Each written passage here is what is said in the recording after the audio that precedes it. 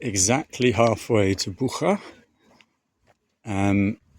So I thought on the other video I did 16Ks, I did 13Ks yesterday, but plus going to the mountain and then also coming back from the mountain this morning. I think to the mountain was probably 3Ks. I can check that when I get back, so actually then I would have been correct actually. It was the last point I made the video at. So yeah, it's nice to know it's relatively accurate, and did another 3Ks then back this morning plus coming to here, so probably 5. 13Ks to Bucha, that's super easy. It's about 10:45, so I just stocked up in water in this town. I can't remember the name of it. There was a sign, Khasab or Half or something like that.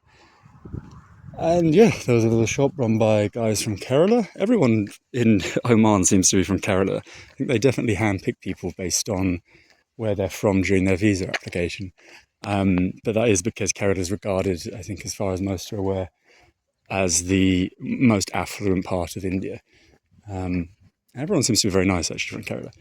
I never had any issues with Keralians, if that's what they're called. But yeah, because it's so mixed, those guys are Muslim Indians, and actually I never come across many Muslim Indians whilst travelling. They're usually Hindu, naturally. And yeah, I got some big bottle of water. He only had 2 left, cold, although it's going to be hot soon. And then he had all these sort of, I call them shots. They're like little bottled sort of drinks, like lemonades, not sodas as such, but more like kind of, it's the same thing, but very sweetened fruit drinks, we say in inverted commas. And they're like 150 ml or something, and they're all like 200, and it's, sorry, 0.20, so it's 0. Half a dirham is £1, so yeah, half it again would be 0.25, which is 25p, sorry, 50p. So those cost me about 40p. They were 0.2 each, which is pretty cheap for Oman actually. So I got a little selection of those, down them. I didn't get any food from the guy, mainly because honestly, usually when they asked where you're from, I did say, the UK. Food is never priced, and it seems to go up, and I asked how much the orange was. He said £1 each, which seems very steep. And then he said 2 for the tiniest little satsubas. He said they were 2 for £1. So I was like, well, that's a bit of a scam, so we won't get any snackers there. But to be honest, there's restaurants here, like in Oman, I don't think it's too pricey, the food. The food is usually very, very cheap. And because everyone's been fishing throughout my little beach experience this morning, I'm sure they caught a couple of hundred whizzing by 1,000 times or so. So fish should be very cheap here, any little restaurant. So that's my aim, just to get to a restaurant in this Bucha. 13Ks, now downhill as you can see. It is baking hot, but I'm just used to it now. Yeah, there's the name of the town. It was Al-Harf. Al-Harf. Again, everything is very new here. I don't know what it was like before, but it seems to be becoming, I guess, a little option for people to build a holiday home, whether they're from Oman or perhaps from the neighbouring Emirates. So yeah, that's the plan. Should be easy. And I think I will arrive in Dubai as planned at a comfortable time on the 12th.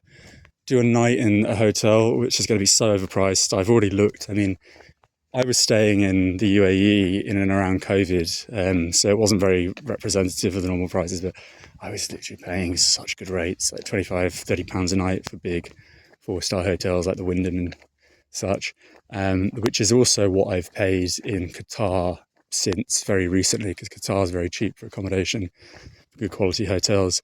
Muscat, you can get a lot of hotels, but they're not that good. Where did I have? I had an Airbnb there, but it was a shared room. But you can get hotels for like 10-15 quid, but they're not very good. It's mainly because I think the standard's just a lot lower for budget hotels there. They're not catering to tourists as much, but more sort of locals and mostly Indians and Pakistanis. Bahrain is somewhere in the middle. I've already started booking the hotels there. So yeah, I had a look last night, and it's just incredible. It seems like the system's very, very rigged for Dubai because it's such a popular place. It doesn't matter what search engine you go on, it's so stabilized, like the price range, there's really no deals to be had. And unbelievably, those hotels are like 50, 60 quid a night, which I think ranks it the most expensive place in the world for accommodation. Certainly not to live, because food is, again, is super cheap, transport is cheap, all that kind of stuff. But, London, when I was last there, I got a hotel in Kensington last minute, literally booked it a few hours before, on a weekday. Oh, was it a weekday? I'm not even sure. I think it was a weekday, but it was £25 a night for a private room in the middle of Kensington. And this was 2024. So I've always said the UK is super cheap. But yeah, so that's the plan. And like I said, nothing really has happened since the last video. I had a nice bathe and all that kind of stuff, which hopefully I've got on camera and I can upload it, or it will be uploaded already and you may have seen it, whoever's watching. And I'll stop ranting. There's the view of the sea.